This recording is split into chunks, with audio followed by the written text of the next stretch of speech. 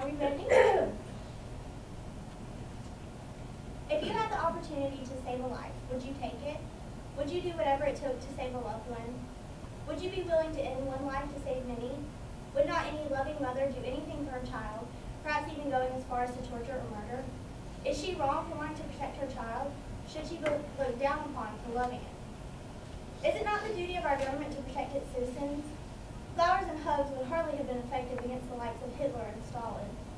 Philip Hayman's book, Terrorism, Freedom, and Security, Winning Without War, discusses the issue of torture, saying that we can reduce the danger to American citizens by reducing the liberty and rights of others. Torture will loosen tongues, and far closer to 100% of the terrorists can be imprisoned or killed if the country is willing to apply that treatment. Torture, although many believe to be demeaning to its subjects, allows us to get information that we would have otherwise had to overlook. In December of 2007, according to ABC News anchor Richard Esposito, it was revealed to the American people that intensive interrogation techniques have been employed in order to get information from Abu Zubaydah, a major al-Qaeda figure. According to John Kirikou, a retired CIA officer, as a last resort, Zubaydah was waterboarded, cracking in under 35 seconds. Following his brief torture, he cooperated from that day forward, leading to the disruption of dozens of attacks. When used as a last resort, torture is highly effective and does not leave law enforcement on wild goose chases for false confessions. Information from Dearborn Murdoch in his National Review Online piece uncovered information about the capture of al-Qaeda conspirators and brains behind the 9/11 attacks, Khalid Sheikh Mohammed. Following his capture, he remained quiet for months, often answering with Quranic chants. Finally, the decision was made to use waterboarding. After only a minute and a half, Mohammed cracked, and from that day forward, he never had to be forced to give information again. His decision to share his knowledge led to the identification of at least a dozen other possible terrorist threats.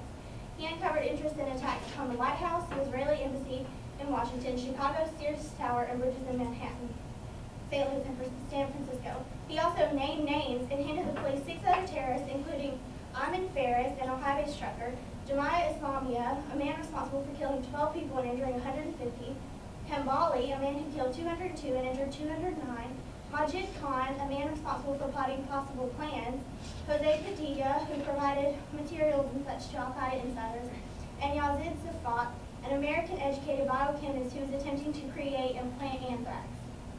Imagine how many innocent people these 6 men, and perhaps others, would have murdered had interrogators left KSM unwaterboarded and his secrets unuttered. Suppose the police were to capture a terrorist. Suppose this man was open and honest about his intentions. Consider the lives this man has already taken: grandparents, mothers, fathers, aunts, uncles, sisters, and brothers. Did those people not deserve to live? Should these officers not do anything and everything in their power to stop this from happening again? 1 minute. Is this one terrorist's life more important than the safety of countless innocent victims? Could you sleep at night knowing you were the reason for their deaths? Indeed, letting millions of innocents die in deference to one who flaunts his guilt is cowardice and unwilling to dirty one's hands. By refusing to take the necessary precaution to protect our country, it can soon become a world in which we are all afraid to leave our homes. A world in which life is more of a game of hide and seek than one in which people are free to chase their dreams and live their lives to the fullest.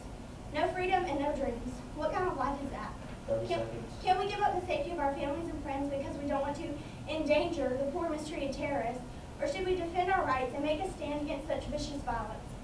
If terrorists suffer long-term nightmares about waterboarding, better than more Americans crying themselves to sleep after their loved ones have been shredded by bombs or baked in skyscrapers.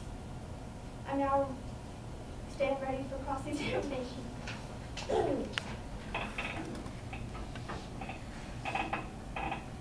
When it comes to torture, there's no room for mistake. 27 Guantanamo captives have been released from being tortured because their imprisonment was a mistake. Without effective oversight and judicial body, the public cannot know or trust what other mistakes will be made. How can you assure the public that there will not be any more mistakes? Well, when attempting to get information from these people, there will be mistakes. There are always mistakes. Do not people die every day because someone made a mistake? Here in our country, we have the death penalty, and sometimes people are innocent when we die. And from these people, we're getting useful information that can save hundreds of lives, even if maybe a few are accidentally tortured when they were innocent. The information that we get from the guilty ones is worthwhile. not only the people that are being tortured are the ones that suffer psychotic and emotional breaks. How can we prevent, there's no